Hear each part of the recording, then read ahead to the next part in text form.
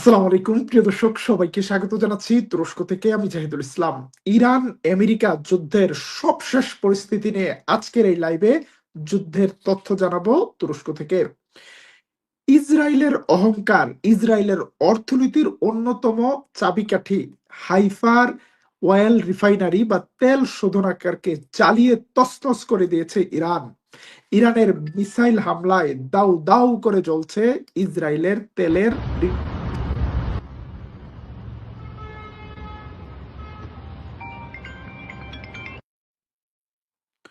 আপনারা যে ছবিটি দেখছিলেন সেটি কোনো আর্টিফিশিয়াল ইন্টেলিজেন্সের ছবি নয়। এটি আজকে ইরানি মিসাইল হামলার পর ইসরায়েলের অয়েল রিফাইনারির সত্যিকার চিত্র। আরো দূর থেকে আরেকটি ছবি দেখাচ্ছি।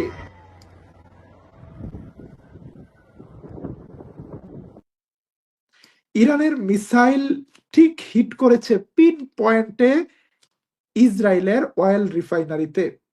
গত কয়েকদিনে ইরানের অন্তত 40টি বিজ্ঞান গবেষণাগার, কয়েকটি বিশ্ববিদ্যালয়ে হামলা চালিয়েছিল ইসরায়েল।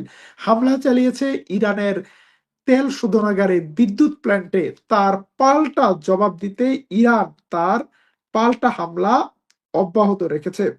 আমাদের কাছে চলে এসেছে ইরানের সর্বশেষ মিসাইল হামলার ভিডিও ফুটেজও।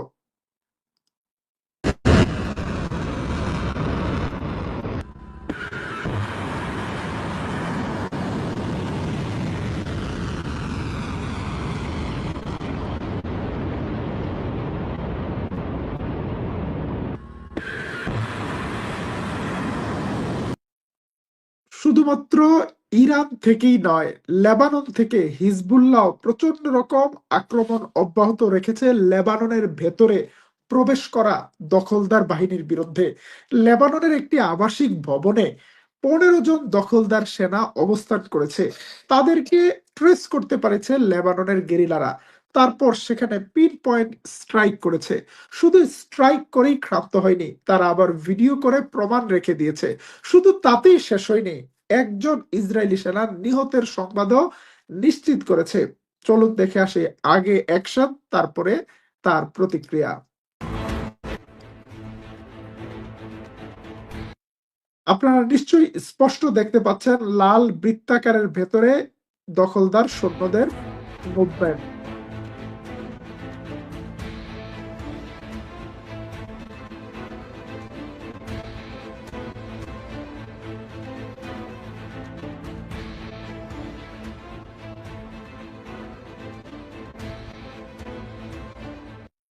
যেহেতু যুদ্ধটা লেবাননের মাটিতে হচ্ছে, এই মাটির প্রতিটি ইঞ্চিতে লেবাননের নিজস্ব সৈন্যদের পায়ের ছাপ রয়েছে এবং লেবাননের মাটির নিচে সর্বত্র তাদের টানেল রয়েছে। তারা কিন্তু ঠিক পিন পয়েন্টে হিট করেছে। আমরা আগেও বলেছি যে হিজবুল্লাহর হাতে কিন্তু নিজেদের বানানো নয়, বরং ইরানের এবং রাশিয়ার বানানো অ্যাডভান্স সব অস্ত্র রয়েছে। যুদ্ধটা এখন আর শুধুমাত্র ইসরায়েল বনাম ইরান নয়, যুদ্ধটা হচ্ছে আমেরিকার অস্ত্রের সাথে রাশিয়ার অস্ত্রের লড়াই। এবং সেই লড়াইয়ে আজকে আবারও প্রাণ গেল এক ইসরায়েলি সৈন্যের। এখন পর্যন্ত ইসরায়েল স্বীকার করেছে লেবাননে আজকে তাদের একজন সেনা হতাহত হয়েছে। কিন্তু আপনারা দেখেছেন লেবাননে 15 জন সেনার উপর শুধু একটি স্ট্রাইকে কি ভয়াবহ রকম বিস্ফোরণ হয়েছে। সেখানে কয়জন সেনা নিহত হওয়া সম্ভব? আপনার মতামত জানাতে পারেন আমাদের কমেন্ট বক্সে। নিজেদের আহত নিহতের সংখ্যাকে কমিয়ে দেখানোর চেষ্টা করে ইসরায়েল, কিন্তু তারপরও একদম লুকিয়ে রাখতে পারছে না। আজকে এই ইসরায়েলি সেনার নিহতের সংবাদটি স্বীকার করেছে। অন্যদিকে ইরানের বিরুদ্ধে গত কয়েকদিন আগে ইরানের নৌবাহিনীর প্রধান আলী রেজা তাংশিরিকে হত্যার দাবি করেছিল ইসরায়েল। ইরান আজকে স্বীকার করেছে যুদ্ধের ময়দানে ডিউটিরত থাকা অবস্থায় বন্দর আব্বাসে শত্রুর আক্রমণে ইরানের অ্যাডমিরাল আলী রেজা তানশিরি নিহত হয়েছে। কিন্তু ইরান বলেছে তারা পিছপা হবে না মাতৃভূমি রক্ষার লড়াইয়ে। এক আলী রেজার মৃত্যুতে ভীত না হয়ে এগিয়ে আসছে আরো শত সহস্র আলী রেজা। ইরানের ভূখণ্ডকে রক্ষা করার জন্য, এবং তারা একটি অ্যানিমেশন মুভি তৈরি করেছে। চলুন দেখে আসি ইরানের তৈরি করা সেই ভিডিওটি।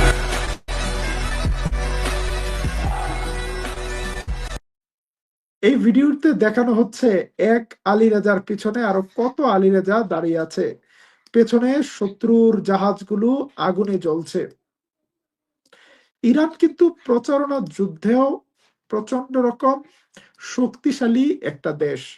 ইরানের মিডিয়া মুসলিম বিশ্বের অন্যতম শক্তিশালী মিডিয়া।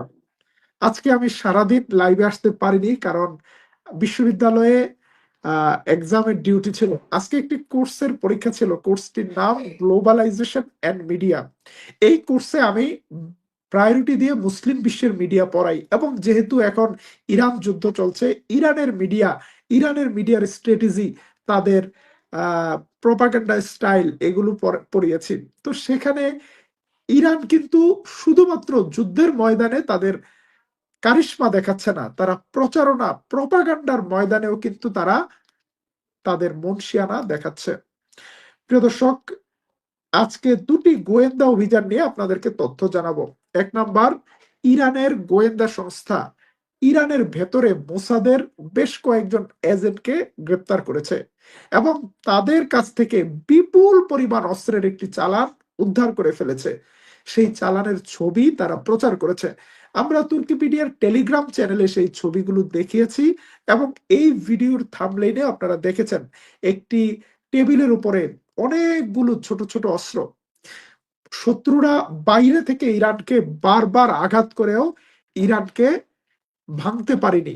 ইরান ভাঙলেও মচকাবে না। ইরান এখন পর্যন্ত সুদৃঢ়ভাবে তাদের মাতৃভূমির জন্য লড়াই করে যাচ্ছে। এখন ভেতর থেকে ফিতনা ফাসাদ তৈরি করার জন্য ছোট ছোট অস্ত্র দিয়ে গুন্ডা সন্ত্রাসী পাহলবির সাপোর্টারদেরকে মাঠে নামানোর চেষ্টা করেছিল বিদেশি শক্তি। এবং সেই অস্ত্রে শুধু ক্ষুদ্র অস্ত্র নয়, তাদের হাতে দেয়া হয়েছিল ট্যাঙ্ক বিধ্বংসী মিসাইলও, anti tank missile, guided missile. কিন্তু এইগুলো চলে এসেছে ইরানের গোয়েন্দা সংস্থার হাতে। ব্যর্থ হয়েছে তাদের আরেকটি অভিযান। অন্যদিকে ইরানের রাজধানী তেহরানে বিভিন্ন মোড়ে মোড়ে বাসিস বাহিনী চেক পয়েন্ট বসিয়ে রেখেছে। সেখানে রয়েছে এছাড়াও আহ জানফেদা বাহিনী নামে আরেকটি স্পেশাল ফোর্স, যারা ইরানকে নিরাপত্তা দেওয়ার জন্য সর্বোচ্চ চেষ্টা করে যাচ্ছে। প্রিয় দর্শক, অন্যদিকে ইরান আরেকটি কূটনৈতিক এবং গোয়েন্দা সফলতা পেয়েছে। নেগেভ মরুভূমির ভেতরে ইসরায়েলের একটি গোপন সামরিক এয়ারবেজে চাকরি করত একজন ইসরায়েলি নাগরিক। 23 বছর বয়স্ক সেই ইসরায়েলি নাগরিককে চাকরি দেওয়ার প্রলোভন দেখিয়ে টেলিগ্রাম চ্যানেলের মাধ্যমে তার সাথে যোগাযোগ করে ইরানের গোয়েন্দারা। তারপর তার সাথে একটা ডিল হয়, এবং তারা তাকে, সে যে এয়ার বেজে চাকরি করে সেখানকার ছবি, লোকেশন, বিভিন্ন গুরুত্বপূর্ণ দলিল দস্তাবেজ দেওয়ার প্রস্তাব করে। বিনিময়ে তাকে পেপালের মাধ্যমে টাকা দেয়া হয়। সেই ইসরায়েলি নাগরিক বুঝতে পারে যে তারা বিদেশি গোয়েন্দা, কিন্তু কাঁচা টাকার লোভে ইরানি গোয়েন্দাদের হাতে তুলে দেয় ইসরায়েলের স্পর্শকাতর তথ্য। পরবর্তীতে ইসরায়েলি কাউন্টার ইন্টেলিজেন্সের হাতে গ্রেপ্তার হয়েছে সেই ইসরায়েলি, স্বীকার করেছে ইরানের গোয়েন্দাদের সহযোগিতা করার সেই কথাটি। তবে ইরান ইতিমধ্যেই তার হাতে হাতিয়ে নিয়েছে ইসরায়েলের গোপন তথ্য, এবং তারা হিট করেছে নেগেভ মরুভূমির ভেতরে নেভাতিম এয়ারবেজে, যেখানে ইসরায়েলের F-35 ফাইটার জেটগুলো থাকে। অন্যদিকে এই যুদ্ধের ডামাতলে বড় ধরনের একটি আক্রমণ হয়েছে কুয়েতে লবণাক্ত পানি পরিশোধন করে খাবারের পানি তৈরি করার যে একটি ডিসেলিনেশন প্ল্যান্ট ছিল, সেখানে ড্রোন হামলা হয়েছে। ইরানের পক্ষ থেকে বলা হয়েছে এই ড্রোন হামলাটি ইরান করেনি, এই ড্রোন হামলাটি ইসরায়েল করে থাকতে পারে। এর মাধ্যমে আরবদের ক্ষতি করা এবং ইরানের উপর দোষ চাপানোর চেষ্টা করা হয়েছে। প্রিয় দর্শক, যুদ্ধ উভয় পক্ষে পাল্টা হামলা চলছে। আজকে ইরানের রাজধানী তেহরানে, ইরানের আবাদানে, ইরানের আরো কয়েকটি শহরে ইসরায়েলি বিমান হামলা অব্যাহত আছে।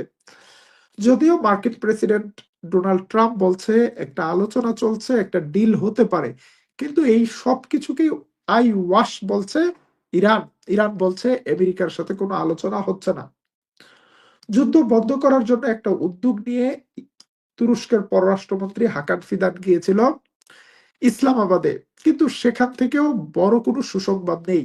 শাহবাজ শরীফের মতো দুর্বল মেরুদণ্ডহীন নেতারা মার্কিন প্রেসিডেন্টের কাছে যে যুদ্ধ বন্ধ করার ব্যাপারে রাজি করাতে পারবে, যেখানে যুদ্ধের কলকাঠি নাড়ছে নেতানিয়াহু। শুধুমাত্র শাহবাজ শরীফ নয়, আজকে যুদ্ধ বন্ধ করার জন্য ট্রাম্পের কাছে ভিক্ষা চেয়েছে ট্রাম্পের আরেক দোসর মিশরের প্রেসিডেন্ট সিসি।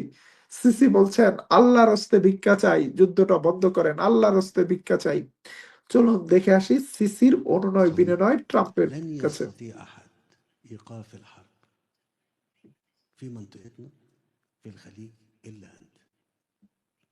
وأنا بكلمك باسم الإنسانية وباسم كل محب السلام، وأنت فخامة الرئيس من المحبين للسلام. بوجه এই সিসি সেই সিসি যেই সিসি মিশরের ইসলামপন্থীদের বিরুদ্ধে অগ্নিগর্ভ আলোচনা করে, আগুনের ফুলকির মতো বক্তৃতা দেয়। দেখুন ডোনাল্ড ট্রাম্পের প্রতি অনুরোধ করতে গলাটাকে কত নমনীয়, কোমল, নরম করেছে। কি মৃদু স্বরে বলছে ডোনাল্ড ট্রাম্প, আব্বুজি আপনি আমাদের এই যুদ্ধটা বন্ধ করেন প্লিজ, দোহাই লাগে আপনার। এই আরব আর্মি, মিশরের এই আর্মি বছরের পর বছর সৌদি আরব থেকে, আমিরাত থেকে বিপুল পরিমাণ ডলার খসিয়েছে। তোমরা আমাদেরকে টাকা দাও, তোমরা বিপদে পড়লে আমরা তোমাদেরকে রক্ষা করব। আরব আর্মি, আমরা আরব জাহানের সবচেয়ে বড় আর্মি, কচু রক্ষা করেছে। মিশরের সেনাবাহিনী সম্পর্কে শহীদ সাইয়েদ কুতুব বলে গিয়েছিলেন, জেনে রাখো মিশরের যুবকেরা, এই সেকুলার সেনাবাহিনী কোনোদিন তোমাদের নিরাপত্তায় কাজে দিবে না। এদের কাজ হলো ইসরায়েলকে পাহারা দেওয়া, এদের কাজ হলো আমেরিকার গোলামি করা। এই বাহিনী, তোমরা যদি কখনো ইসলামের পক্ষে আসো, কাজ করতে চাও, তোমাদের বুকে গুলি ছুড়বে। কথাগুলো কতটা সত্য হিসেবে প্রমাণ হয়েছে। আজকে আরব জাহাজ তছনছ হয়ে যাচ্ছে। আরব মিলিটারি, আরব জাতীয়তাবাদের জনক জামাল নাসেরের মিলিটারি আজকে নীরব। মিশরের কোনো উচ্চ বাক্য নেই। মিশর এখন, মিশরের সাবেক সেনাপ্রধান স্বৈরশাসক সিসি এখন মিউ মিউ করে বলছে প্লিজ ট্রাম্প আব্বুজি যুদ্ধটা বন্ধ করো প্লিজ। إيقاف الحرب في منطقتنا في الخليج إلا أنت. وأنا بكلمك باسم الإنسانية وباسم كل محب السلام، وأنت فخامة الرئيس من المحبين للسلام. بوجه لك رسالة مباشرة. আজকের লাইভ শেষ করব একটা সুসংবাদ দিয়ে। এত যে হামলা হচ্ছে আমেরিকার ঘাঁটিগুলোতে, কি ক্ষয়ক্ষতি হচ্ছে। আমেরিকার 13টি ঘাঁটি সম্পূর্ণরূপে বসবাসের ব্যবহারের অনুপযুক্ত হয়েছে। ইসরায়েল অফার করেছে মার্কিন যুক্তরাষ্ট্রকে সেই ঘাঁটিগুলো থেকে গাট্টি বুস্কা সবকিছু বেঁধে ইসরায়েলে ফেরত আসার জন্য, ইসরায়েলের ভেতরে সেগুলো সেট আপ করার জন্য। অনেক মনীষীরা বলেছেন, ছোটবেলা মারিফুল কোরআন নামে একটি তাফসির গ্রন্থ ছিল, সেখানে পড়তাম, সেখানে লেখা ছিল যে ইসরায়েল নামক রাষ্ট্রটি কোনো আলাদা স্বাধীন রাষ্ট্র নয়, এটি আমেরিকা এবং ইউরোপের একটি মিলিটারি বেজ, একটি ঘাঁটি। এরাই এটাকে তৈরি করেছে, এরাই এটাকে পাহারা দিয়েছে। এবং মধ্যপ্রাচ্যের বিভিন্ন দেশে যে আমেরিকান ঘাঁটিগুলো ছিল, সেই ঘাঁটিগুলো আসলে আমেরিকার সেই ঘাঁটিটাকেই পাহারা দেওয়ার জন্য ছোট ছোট ঘাঁটি। ইরান বলছে আমরা আরবদের মাথায় যে ভাইরাস বসেছিল, সেই ভাইরাসের বিরুদ্ধে অ্যান্টি ভাইরাস পুশ করছি। আরবের পবিত্র মাটি থেকে আমেরিকার সকল ঘাঁটিগুলোকে আমরা উচ্ছেদ করছি, উচ্ছেদ করব। প্রিয় দর্শক, এই যুদ্ধে মার্কিন যুক্তরাষ্ট্র স্পষ্ট জানাচ্ছে তারা তেল দখল করতে চায়, ইরানের তেল, ইরানের গণতন্ত্র, ইরানের মানুষের অধিকার, এইসব নিয়ে কিন্তু এখন আর খুব বেশি কথাবার্তা নেই। আসল চেহারায় ফিরে এসেছে ডোনাল্ড ট্রাম্প। এই যুদ্ধে আপনি কোন পক্ষে, ইরান নাকি আমেরিকা? মন্তব্য জানাতে পারেন আপনাদের আপনাদের মতামত। সাউন্ড কম আসছে বলছেন, যাদের সাউন্ড কম আসছে তারা একটু সাউন্ডটা ভলিউমটা বাড়িয়ে শুনবেন। আপনারা দেখছেন তুর্কিপিডিয়া নামক একটি ইউটিউব চ্যানেল। টেলিভিশন চ্যানেলের মতো সাউন্ড সিস্টেম আমাদের পক্ষে অসম্ভব। টেলিভিশন চ্যানেলগুলোতে অনেক উন্নত প্রযুক্তির, অনেক এক্সপেন্সিভ সাউন্ড সিস্টেম ব্যবহার হয়। আমি আমার সাধ্যের সবটুকু দিয়ে সাউন্ড ভালো কোয়ালিটি দেখানোর চেষ্টা করছি। আমাদের সীমাবদ্ধতাটুকু ক্ষমা সুন্দর দৃষ্টিতে দেখবেন, এই প্রত্যাশায় শেষ করছি এখনের মতো লাইভ। আবারও দেখা হবে তুর্কিপিডিয়া নিউজে। আল্লাহ হাফেজ।